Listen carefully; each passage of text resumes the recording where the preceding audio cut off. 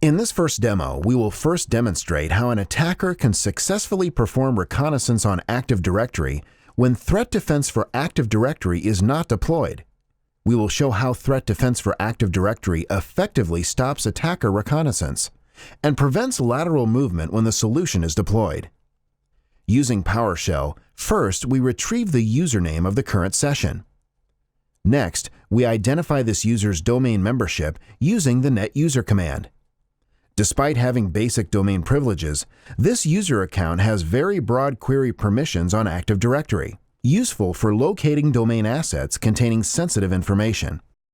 In this PowerShell console, running the netgroup command, an attacker can easily enumerate the members of the domain.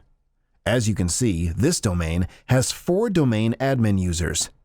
As an attacker, I would try to hunt these high-privileged users and steal their credentials, and then perform lateral movement towards valuable resources. Running a get SPN command, this custom PowerShell function can search Active Directory for servers with specific services, using a technique called SPN scanning. In this case, we are looking for servers with the MS SQL service.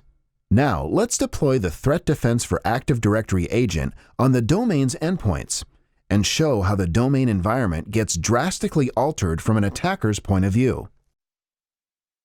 Running the netgroup command again, we see a mask topology that displays many more accounts within the domain admin group. Launching the SPN scanning function again to look for MS SQL servers, you see many more MS SQL servers are presented to the attacker.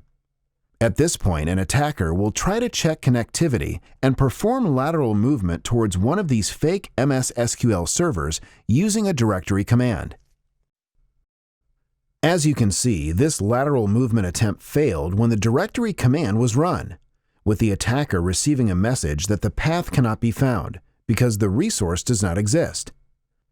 Once the fake asset is selected by an attacker, an alert is immediately generated in the Threat Defense for Active Directory console, indicating that a user accessed a fake computer on the domain. In the forensics report, the processes responsible for the attack are generated from memory analysis conducted on the compromised endpoint.